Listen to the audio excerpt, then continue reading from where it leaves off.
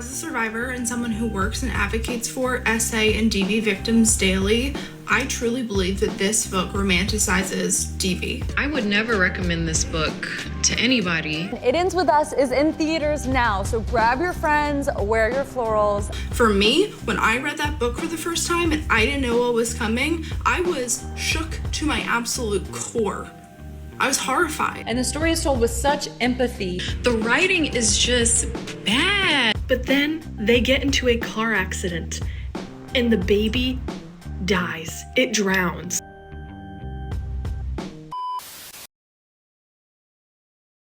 Alright, I know I'm late to this, but I don't care. Since the movie It Ends With Us, Colleen Hoover is getting more movies and she has another book out, and I want to go back and talk about why that should piss everybody off. Her horrible and problematic writing started long before It Ends With Us, but I feel like it's her most problematic book, and since the movie, it started a larger discussion about her writing, so I want to talk about it. In this video, I want to talk about the pattern in Hoover's writing, how the marketing misled readers, and why she is problematic as an author. I'm not going to get near the drama and the lawsuit and the movie and the who directed what and the Baldonian Blake of it all. You couldn't ask me to. But I am a writer and I'm also in the publishing world, and that's what I know about, so that's what I'm going to talk about. I want to be clear to all my book talk girlies, I am not making this video to attack the genre of romance. I know that there's a lot of talk about it on book talk and not a lot of people are nice about it. I'm staying away from that as well. I want to talk about Hoover specifically, not the romance genre. Before we get into it, trigger warnings of SA and DV, and I am also going to have to censor my language because the internet is a hellscape.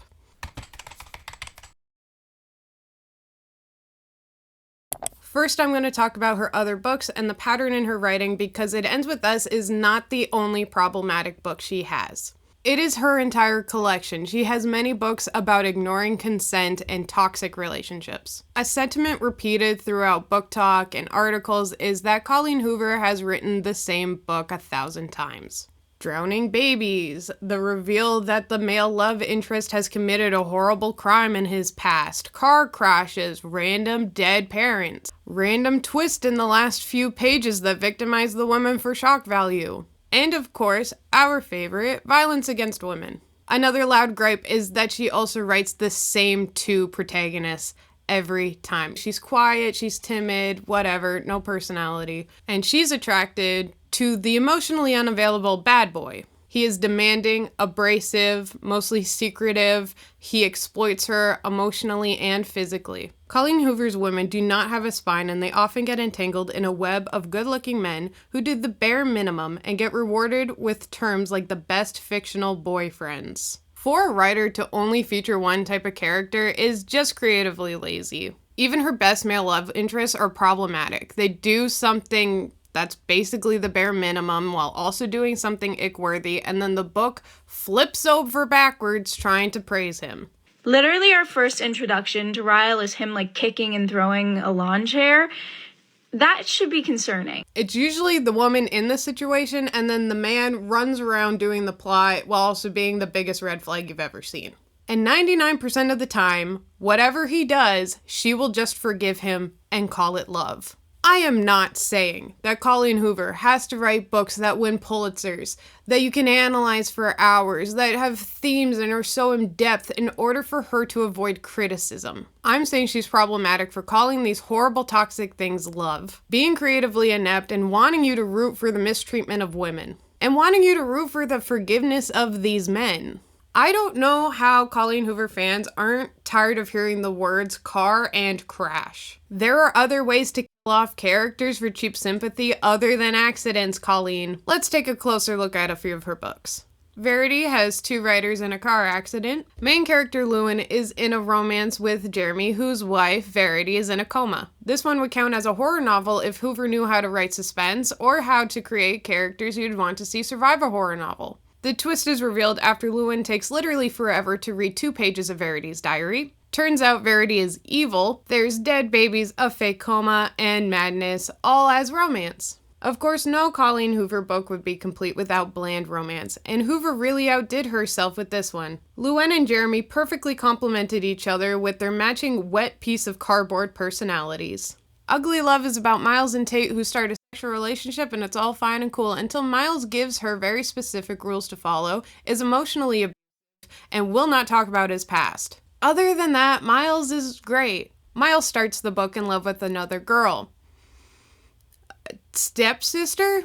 It's romantic. In November 9, Ben and Fallon fall in love, I guess, and they meet up once a year for a sexual relationship. Don't worry, there's a car accident and dead family members in this one too. The plot twist is that sweet romantic Ben had set a fire in the past that almost killed Fallon. And he knew her before they met. Don't worry, she forgives him. Ben isn't all that bad. All he did was set a fire. And date his dead brother's girlfriend. And consent is played around with. During the brief time that they do spend together, their relationship follows a pattern of Ben pressuring Fallon into doing things she isn't comfortable with, making her cry, and then having Fallon suddenly realize that she is beautiful despite her scars. Personally, I failed to see how Ben's refusal to get Fallon's consent is romantic in any way. But it's romantic. Too late. I don't want to get into this one.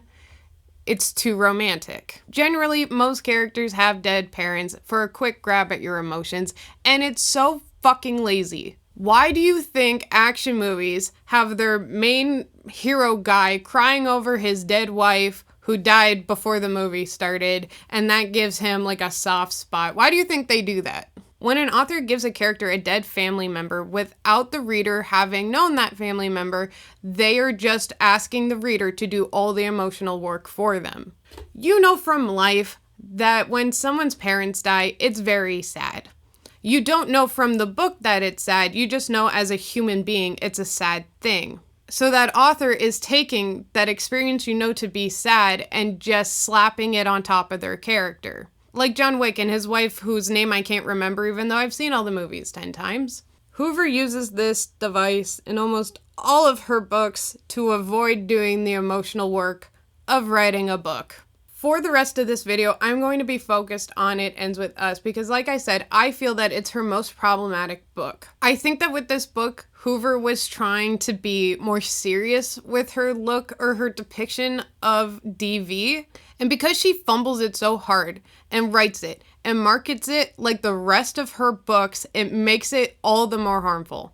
After all that stuff I mentioned, though, the worst part isn't necessarily what's in the books, though I completely disagree with it. The worst part is the marketing. I'm just going to read a section from the review that I wrote. Hoover employs a tactless tone to pit romance plot lines against graphic scenes of domestic abuse, features a frilly pink cover, and a synopsis promising a love triangle with the word abuse conveniently left out.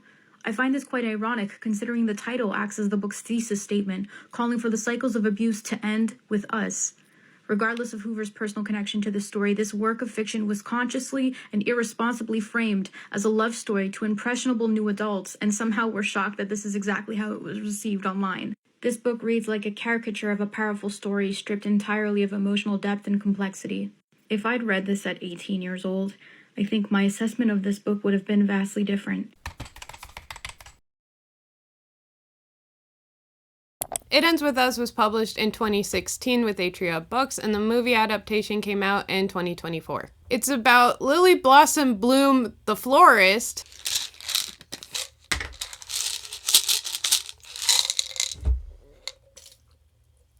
and Ryle something, who is a doctor and a piece of shit. The beginning plays out like a typical romance, and then it suddenly hits you in the face. That's a bad choice of words. The closest thing we get to a warning of SA or DV in this book is in the preface, which nobody reads. There is no mention of any of that stuff in the marketing. If you're unaware of the DV that's depicted in this book, I'm just gonna let you know it's worse than you think.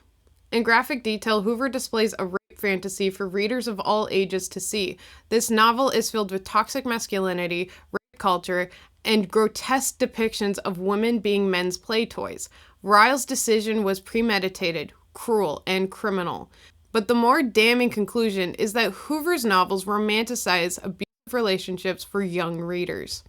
I can't figure out why it was written this way. Why not let readers know what's gonna happen to Lily? Why not just like a standard trigger warning?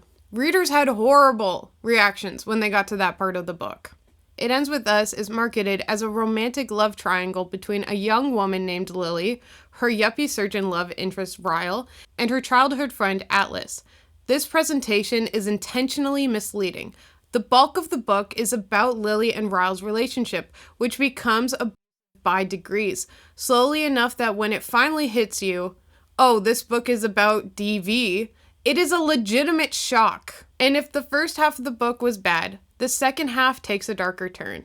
In each chapter, Ryle becomes more aggressive, verbally and physically abusing Lily to the point where he pushes her down a flight of stairs. But that's not even the worst of it. After finding a refrigerator magnet that her high school boyfriend gave her, Ryle SAs Lily. The two most problematic things, in my opinion, about this book is one, the marketing, and two, that this relationship is still called love by the marketing and by the book. And it's done without any hint of irony or sarcasm. This is the summary of the plot from Amazon. This is what people see when thinking of buying this book. Lily hasn't always had it easy, but it's never stopped her from working hard for the life she wants. She's come a long way from the small town where she grew up. She graduated from college, moved to Boston, and started her own business. And then she feels a spark with a gorgeous neurosurgeon named Ryle Kincaid. Everything in Lily's life seems too good to be true. Lyle is assertive, stubborn, and maybe even a little arrogant. He's also sensitive, brilliant, and has a total soft spot for Lily. And the way he looks in Scrubs certainly doesn't hurt. Lily can't get him out of her head, but Ryle's complete aversion to relationships is disturbing. That's disturbing. Even as Lily finds herself becoming the exception to his no dating rule, she can't help but wonder what made him that way in the first place. As questions about her new relationship overwhelm her, so do thoughts of Atlas Corrigan, her first love and a link to the past she left behind. He was her kindred spirit, her protector. When Atlas suddenly reappears, everything Lily has built with Ryle is threatened. Atlas is the threatening one. Oh my god. An honest, evocative, and tender novel. It Ends With Us is a glorious and touching read, a forever keeper. The kind of book that gets handed down. USA Today.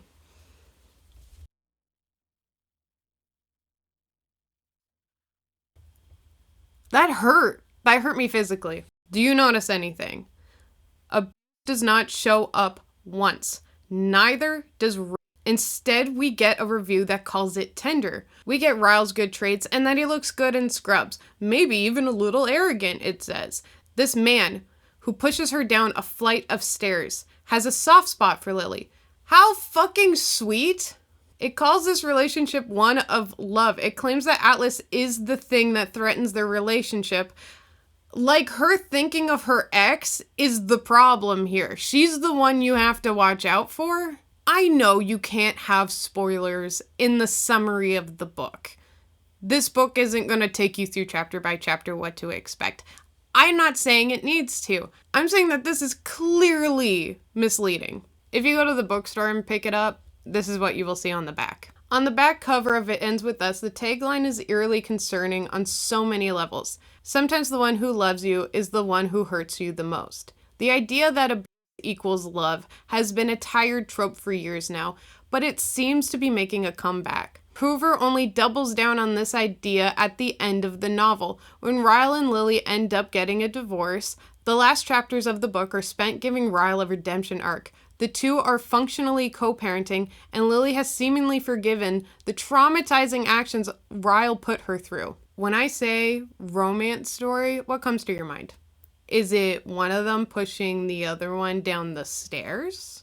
Maybe I'm the friend that's too woke, but I'm sorry. Rape should never be in a romance novel. If the novel has DV in it, it should not go in the romance section. I'm sorry. I don't know. This feels to me a bit more like dark fantasy, right? Like, maybe I'm not in it. Maybe I don't understand the romance genre anymore. This feels like dark fantasy, right?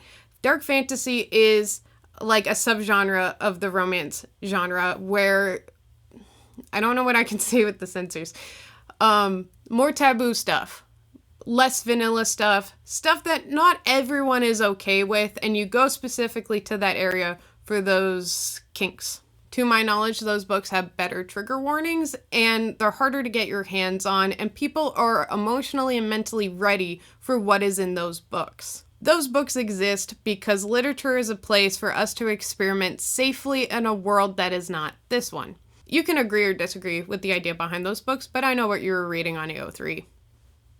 Pervert. It Ends With Us was not marketed as a dark fantasy, though. It does not mentally prepare you. It feels like it's trying to be an honest look at DV and very serious, while also caring more about the perpetrator and also wanting you to get turned on. Gotta say, and you know what, this might be a bit of a rant, I fucking hate the title. It Ends With Us. Like Lily is the one who can decide to stop what Ryle is doing. It ends with us, both of us?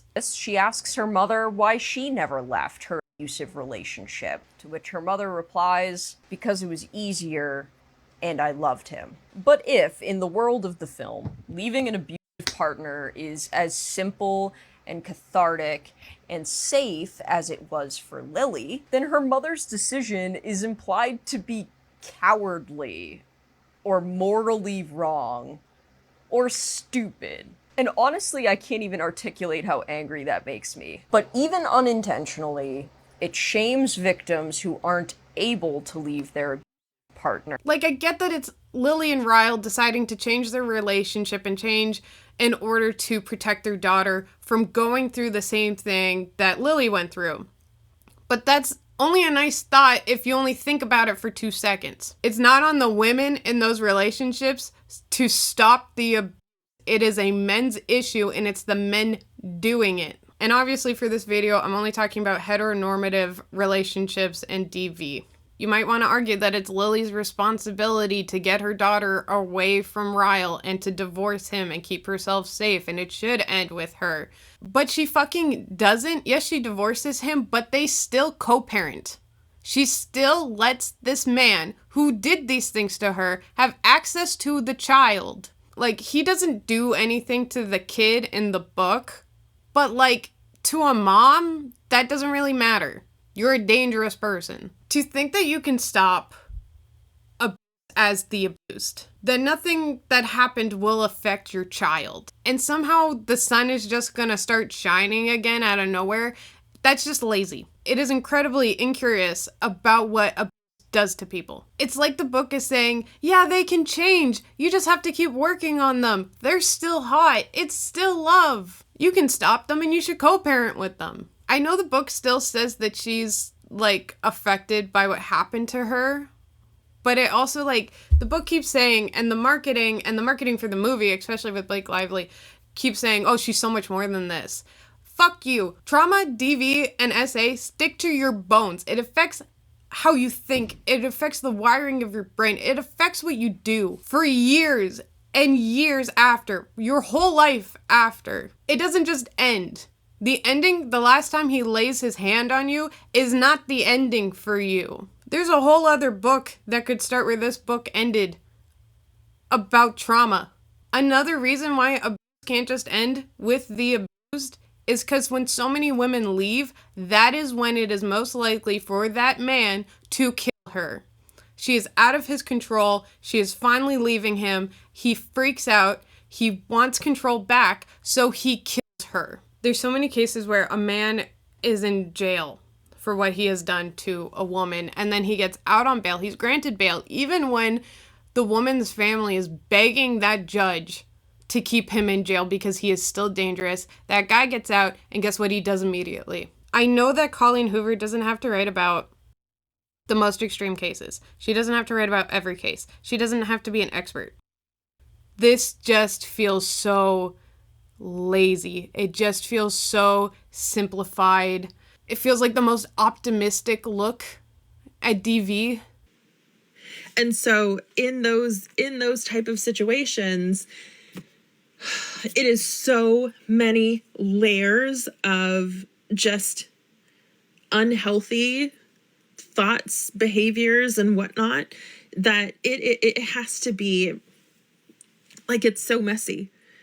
Because the person who's experiencing the lack of safety they have to realize how far from reality they've also been pushed, and then come back from that and be like, no, this isn't where I'm safe. My person isn't safe.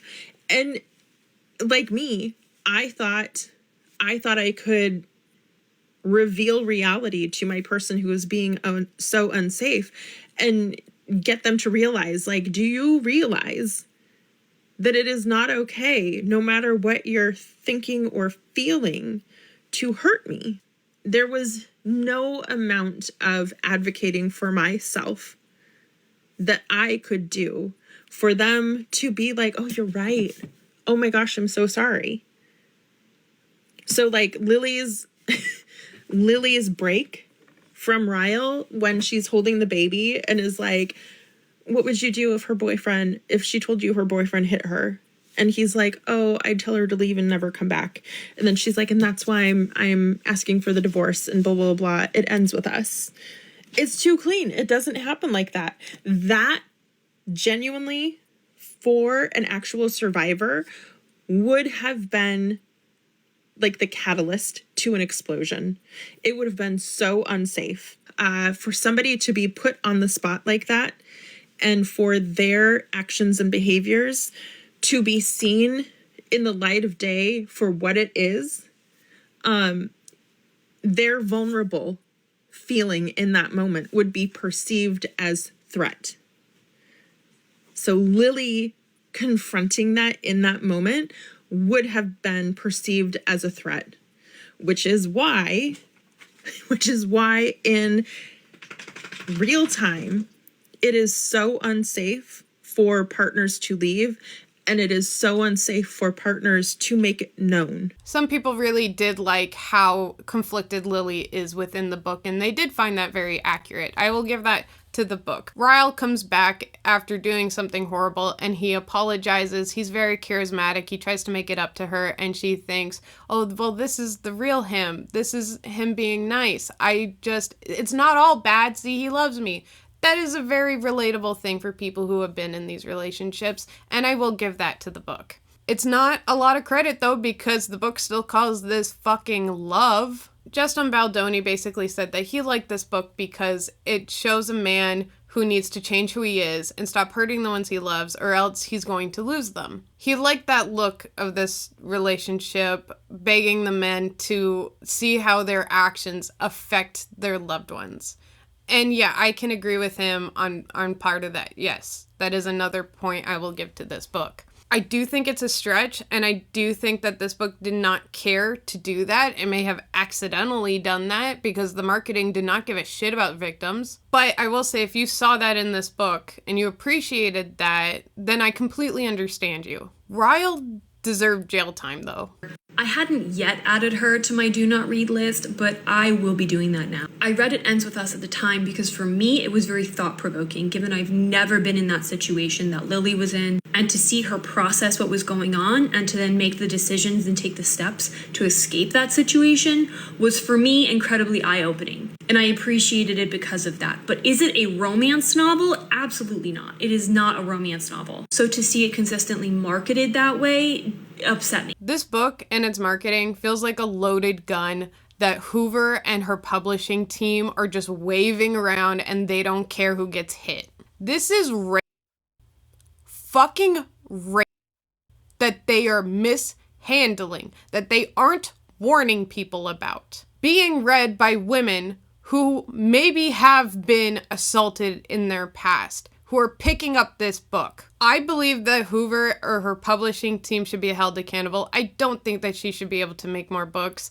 or she should at least have completely revamped her publishing strategy. If you're still on the fence about how she handles these very serious topics, did you know that there is going to be a coloring book? SA and DV victims don't want a fucking coloring book. We want to get mad. It feels so patronizing and cash grabby. Who greenlit this? Imagine the teams of people that this idea had to go through before it got on shelves. This team can say all they want that they made this coloring book with Lily's strength in mind, but what the fuck does that mean? Shut up. That just sounds like something they pulled out of their ass in order to not sound so insensitive. Eat my ass. Next, was she gonna make a coloring book about her teacher-student relationship book with her maturity and independence in mind? Don't get me started on the fucking nail polish set. I don't need a coloring book or accessories after a man fucking victimized me. I need movies and books that sound like they are trying to understand my experience or try to support me. Literally, we just want to be taken seriously. The bar is in hell. And thankfully, this project was canceled because of the backlash from readers and fans. It was very clear to everyone outside of her team how incredibly tone deaf that was. If Colleen Hoover's book was an honest attempt to support victims and she only had the best intentions in mind, it's still wrong. She should have fought her marketing team on warning people before they picked up the book, or about putting this monster into the romance section. No matter what her intention was, it was harmful. Colleen Hoover has said that this book is based off of her childhood where her mother experienced DV from the hands of her father. And that kind of baffles me. I do not want to make light of her experience or her mother's experience. I just do not understand how this book was written this way with that in mind. We all have different ways to cope with the bad things that have happened to us. I just wish Hoover's was unpublished or handled differently. I am very, very sorry that Hoover and her mother had to go through that. I'm genuinely sorry that that happened to them, but that will not change how I look at this book. Can you believe it gets worse than this too? Think of the children.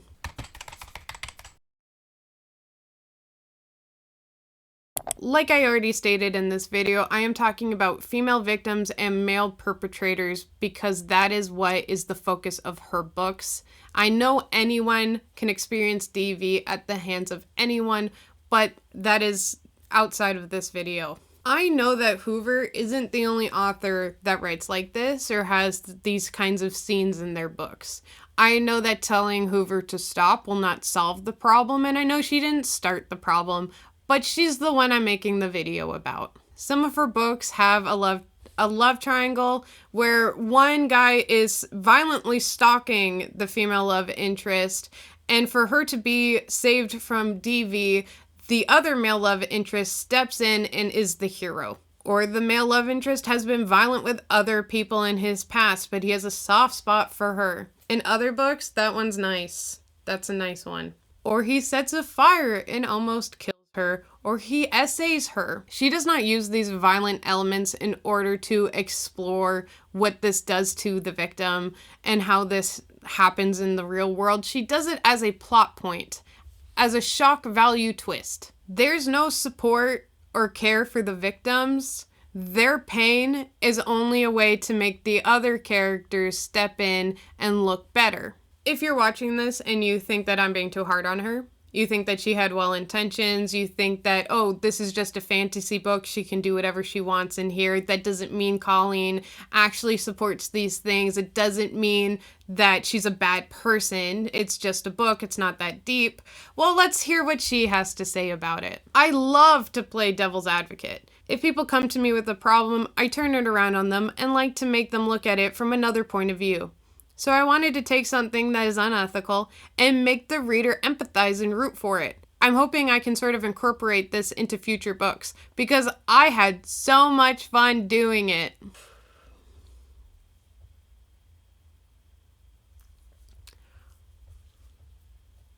She said this in an interview about her book Slammed, where a teacher was dating a student. No one needs a fucking devil's advocate for the types of relationships you write, Hoover. No one needs a devil's advocate for abuse. Colleen, you can let the boys in college seminars do that. You can do something else. You could write romances instead. Have you ever tried that? Let's break this quote down, shall we? She wants to take something unethical, teacher-student relationship, and I will say, I will give in, the student in this book is a teen.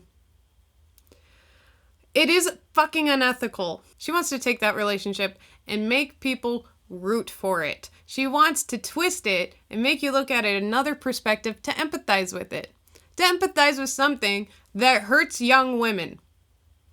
that hurts little girls. If you don't want to believe me that she's harmful, believe her. She doesn't give a flying fuck about victims. She wants you to empathize with what's unethical. That's what we need in the year of our Lord 2026. She could have written from the side of the abused. She could have left it out of her books entirely. But instead, she put it in her books, tried to make you root for it, and she had so much fun doing it. Great job, Colleen. Great fucking job. Using DV and SA in movies or books is not exclusive to her. It's in so much. Game of Thrones is probably the biggest one that comes to everyone's minds, and people tend to write those scenes off because it's historically accurate. In Goodfellas, we see the girlfriend getting attacked so that the main guy can look more heroic by beating up the attacker. Yay. Evil Dead shows women why they need to choose the bear instead of trees as well. This discussion can also go further past explicit depictions of SA to showing women being distressed, but also that you still can be turned on. Cassie in Euphoria has scenes where she's crying and very upset while naked. Probably the most famous example of this is Princess Leia in her golden bikini while she's held captive by, Java? I don't know. Also, Jasmine, when we were children, I really, really hate these scenes because they're meant to get off on. All the pain, all the vulnerability, or anything that female character could be going through is undercut by the fact that her boobs are out. There are so many men who say that their fantasy is Princess Leia because who cares that she had to wear that against her will and she didn't consent to that. And we wonder why so many men don't find consent sexy and why AI is being used the way it is by men right now.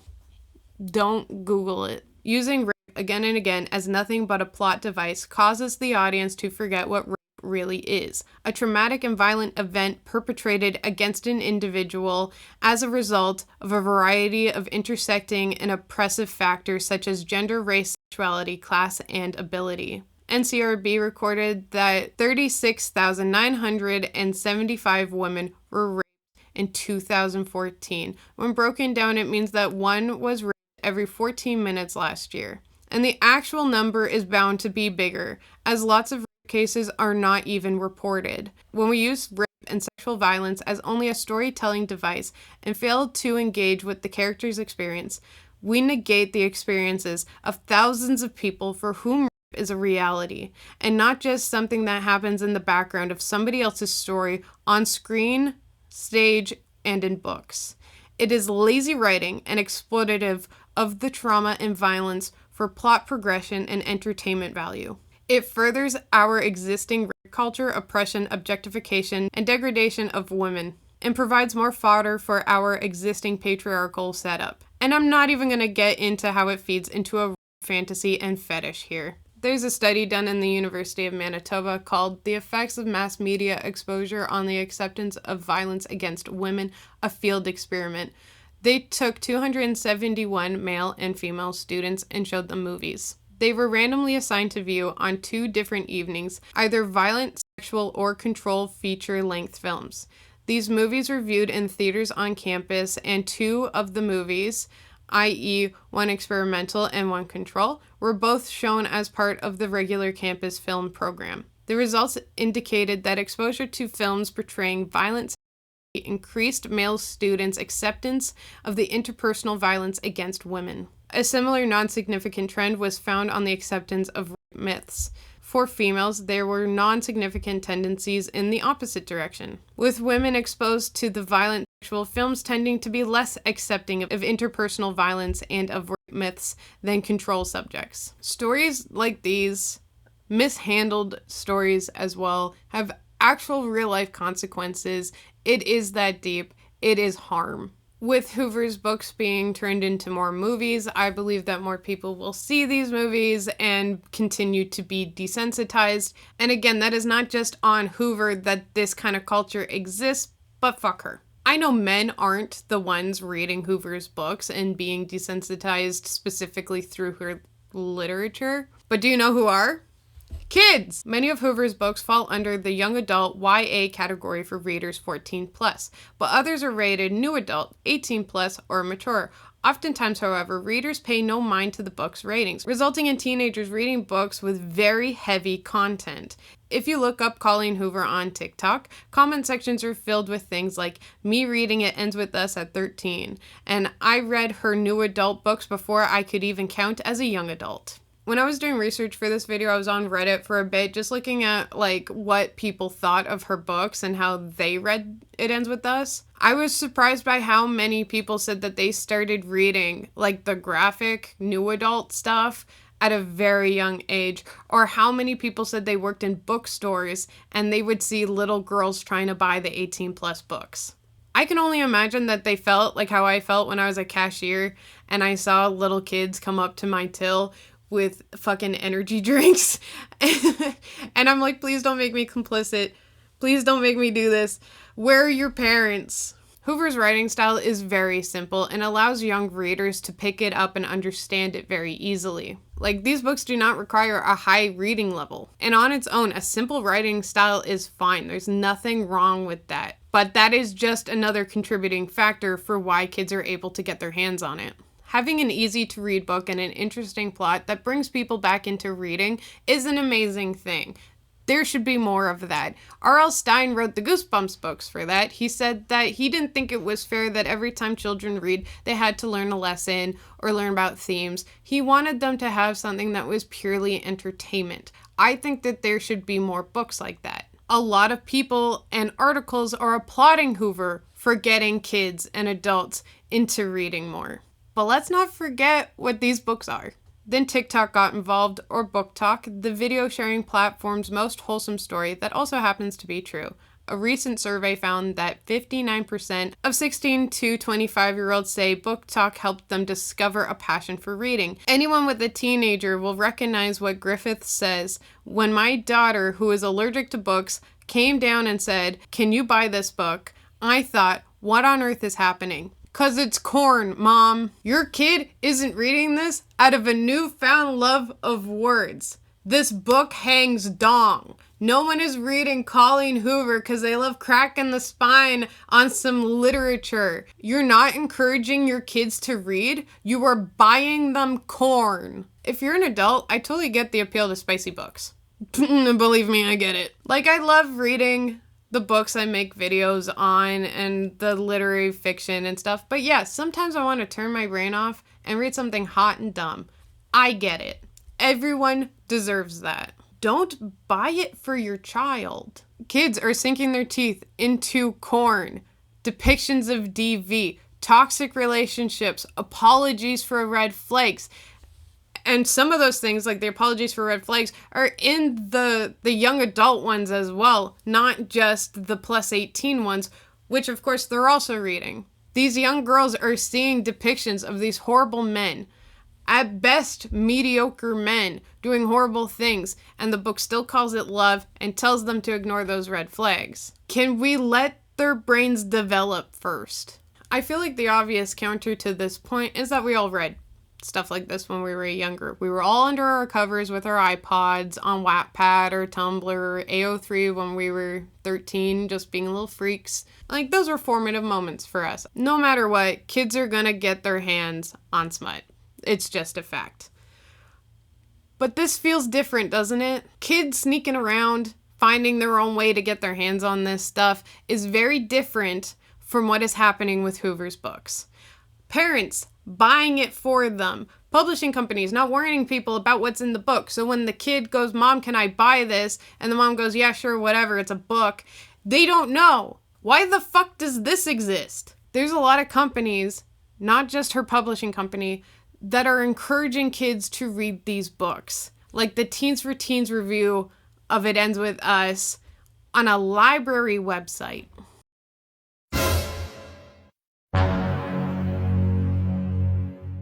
Why are they acting like kids reading graphic books like this is fine? Why are we in some kind of alternate dimension?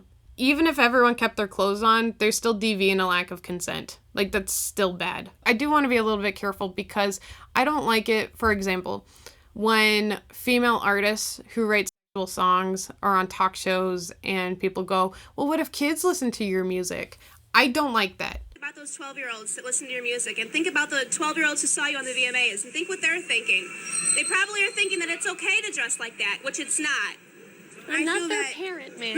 Because I really like it when they go, well, their parents should deal with that. That is their parents' issue. Female authors shouldn't be punished about whether or not kids read their books, or people telling them that they have to write books that it would be okay if a kid got their hand on it. Like, I don't want to put all this on her. Again, the library site, the companies, the lack of warning from the marketing. Like, the only people online telling parents not to buy these books are other people, like, leaving reviews. Or there's, like, Facebook posts, hey, can I let my kid read this book? And the comments are filled with people going, no, not for kids, not for kids. And those parents are trying to do their research, and they are trying to make sure what their kids are reading is appropriate, like they should.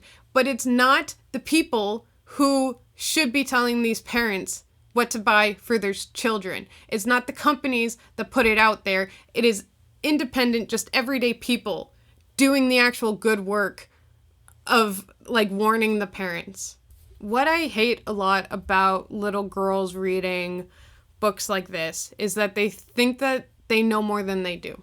They think that they're more mature when they read these books. Yes, the language of the book is simple and they can understand the plot of the book, but little girls don't understand adult sexual relationships. They don't understand the dynamics of DV. They don't get the actual subject matter of the book. An adult reading it could see all the red flags and roll their eyes and make opinions for themselves based off of life experiences, while little girls have no life experiences for this, and maybe that will affect them going forward. While genre-defying books do talk about things in gory detail, it's not something people usually get inspired from. Romance, on the other hand, is everywhere. And if a writer as established as Colleen Hoover tells young girls to forgive banal male protagonists under the facade of blood-rushing romantic scenes, then that's something to worry about. Colleen romanticizes trauma that could inflict a lot of damage on someone who has experienced it or might have been through something remotely similar to what's written. To my knowledge, Colleen Hoover has not told kids to stop reading her 18-plus books. I just think that if I had smut out, if I wrote smut, and I knew that kids were reading it, I would at least put out a tweet for parents. I would at least do something. I would give a heads up. I would feel like that is my responsibility as the author. Her silence feels a little deafening about that. And I say this again to add to the point that Colleen Hoover does not give a shit who her books hurt. If her books had, I don't know, warnings on them, then maybe parents could make informed decisions. Maybe SA survivors could make informed decisions. I do not want smut overly regulated. I do not want it demonized. I do not want female authors to be punished for whether or not a parent buys it for their kids. I do not want any of that stuff. So again, I am just talking about the mishandling of Hoover's books specifically, and I just don't get why they have to hide what's in them, even when the author and companies know children are reading them and SA victims are reading them. There is a question of if DV and SA and rape scenes should be in media. Should it be shown? Should it be talked about? Should we leave it out of stories completely? Is there a place for this kind of stuff?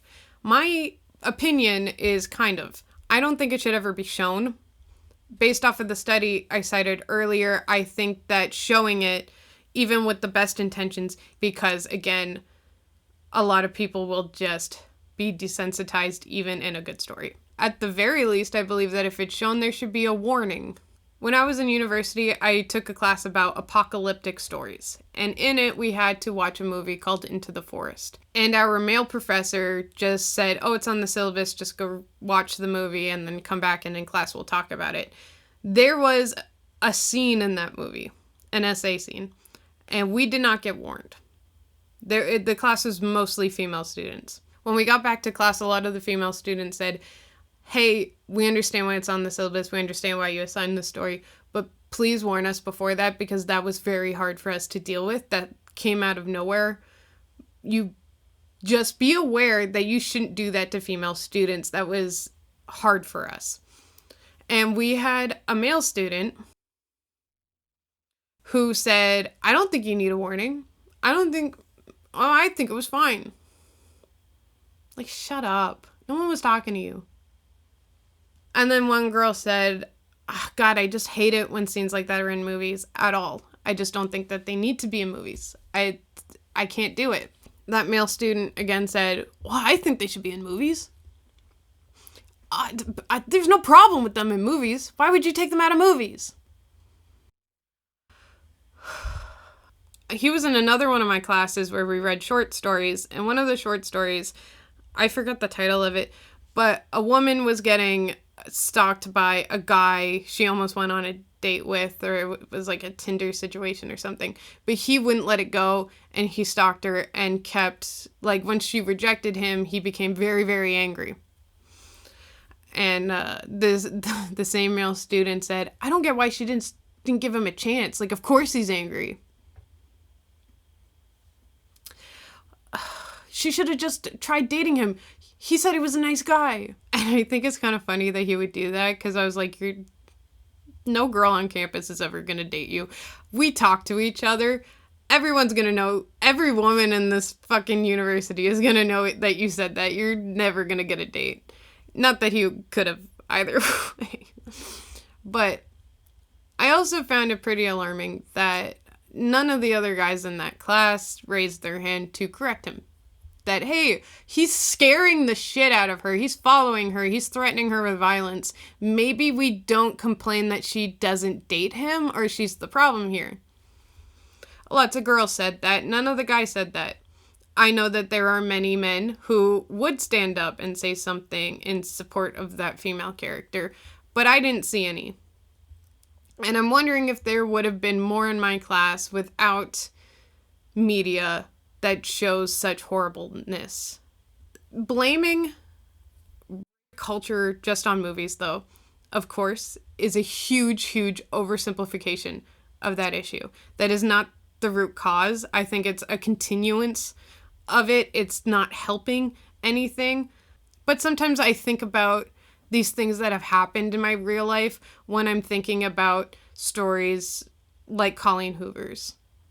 I think a book that starts off like a typical romance and then slowly devolves into DV and actually looks at how a woman could think that this male abuser would be, oh, he's so amazing, this relationship is so good, and how he like lulls her into security and love bombs her, and then the DV starts happening. I feel like that could be a very good story. You could probably think of a book that has already done that. But a book that does it well, that is not Hoover's, wouldn't want you to get turned on by it. It wouldn't make excuses for that man. It wouldn't call it love.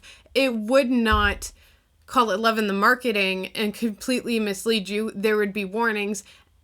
And for damn sure, it would not be in the romance section with a female character named Lily Blossom fucking Bloom. If you look at Book Talk Today or any of the websites that review Colleen Hoover's books, there's an outcry of women, essay survivor or not, that are begging people not to read these books. They are warning people, hey, if you do want to read it, know that this shit gets dropped on you. Watch out. They understand how tone deaf Colleen Hoover is, and they are trying to correct that. They are telling people how horrible she is. I am not the only person, obviously, making this kind of video. Women and essay survivors seem to be kind of exhausted a little bit with the romance genre.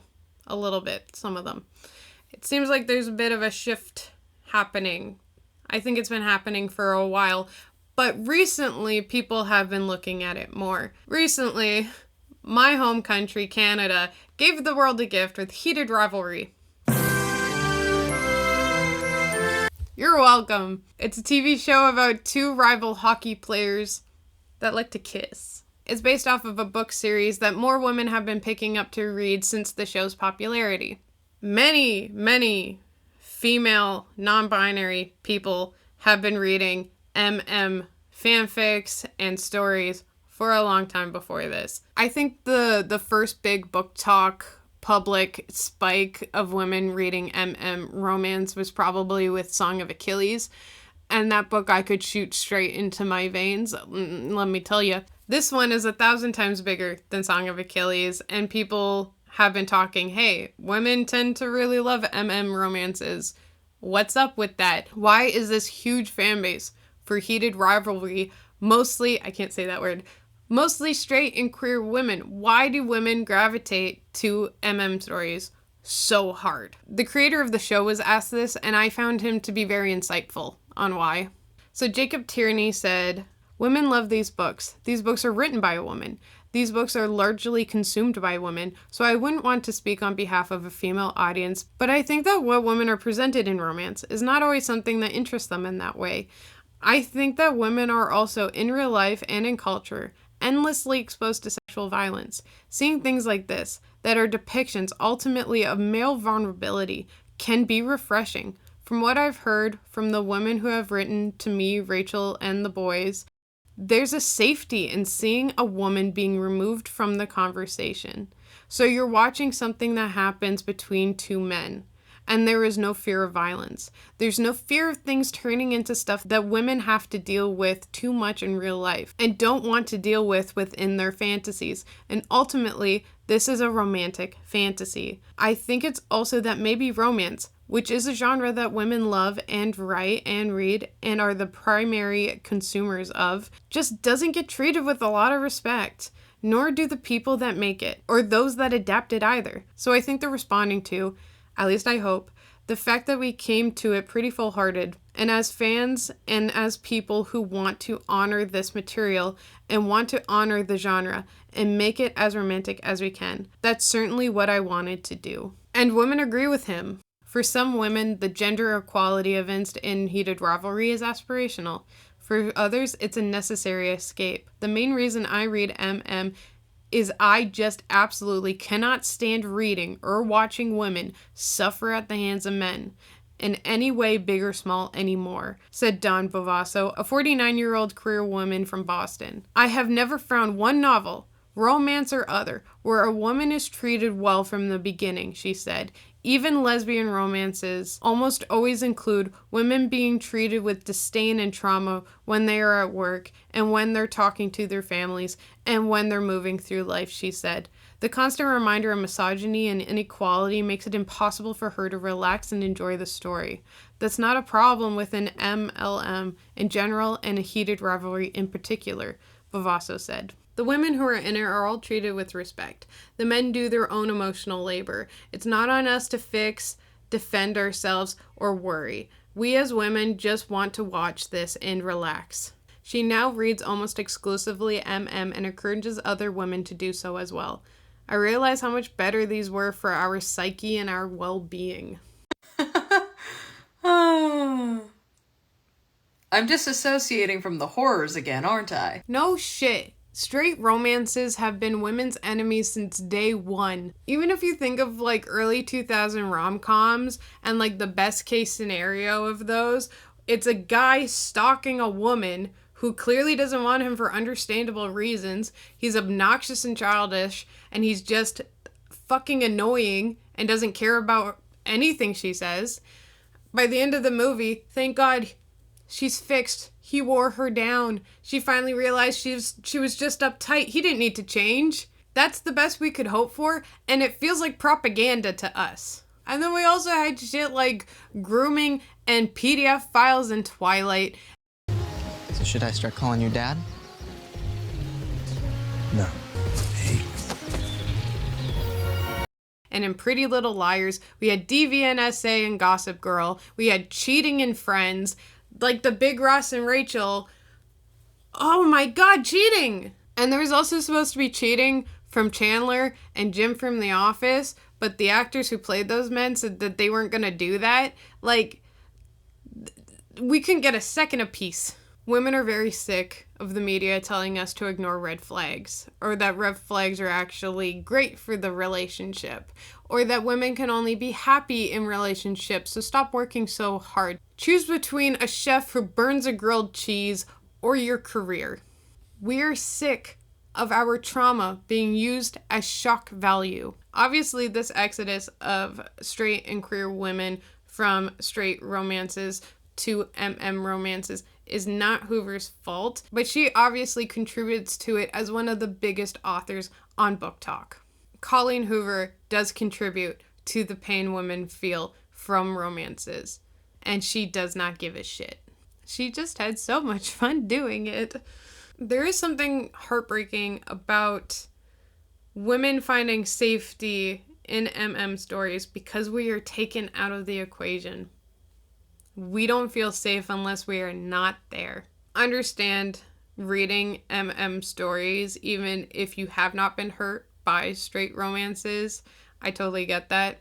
There is something a little bit heartbreaking about the fact that a lot of women are choosing to read stories out of fear. Like, the genre hasn't improved at all. Women just left. I know that tons of women still read Hoover, still read straight romances, but there is an undeniable shift in attitude in Book Talk, in culture, in women in general. Let's just hope that Hoover doesn't decide to write an book and ruin it for everybody. If you are a survivor and reading this book helped you, do not let me take that away from you. I am happy if there's something that helped you cope or made you feel even a little better, even if I didn't feel that way. I think the book is a net negative and very harmful, but if you personally did not feel that way, I completely understand. Fiction is a place where we can experiment with ideas safely. We can come up scenarios that we would never want to be in real life. Relationships that are just a little bit toxic, or sex lives that are just a little bit too rough. We can enjoy that in literature in the safety of knowing it's a story. But what Colleen Hoover is doing is not safe. It is DV, it is SA, without warning, without care, without understanding. Colleen Hoover either has to change her marketing or change her writing. DV victims and SA victims are so completely overlooked by society, by media.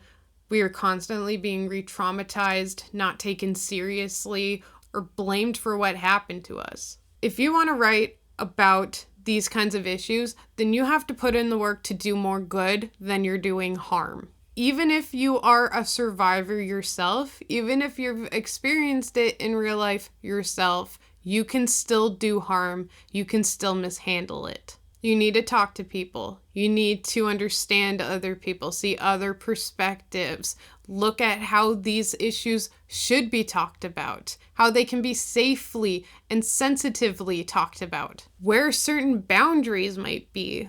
This isn't a subject that can be written about with half a brain cell and rose-colored glasses. If you're like Hoover and you didn't put in the care to do any of this work, then this is the response you deserve. If you don't respect survivors, then don't ask them to buy your shit or trick them into buying it.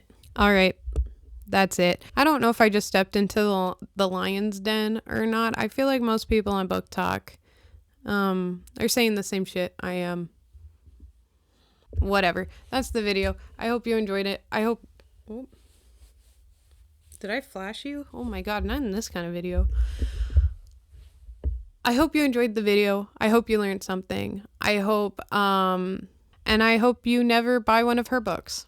Please leave in the comments what you think about the Colleen Hoover stuff. I know there's some stuff about her son that a lot of people have been pointing out on Book Talk, and it's not great. I didn't want to get into that because a lot of stuff was alleged, and I didn't know how to go about that stuff. You can Google it. It would make sense. go check out Cadabra Guy. He's working on a very exciting video right now. He's very happy with it. It's about nerd shit. Can you believe that? I think he teased it in his last video.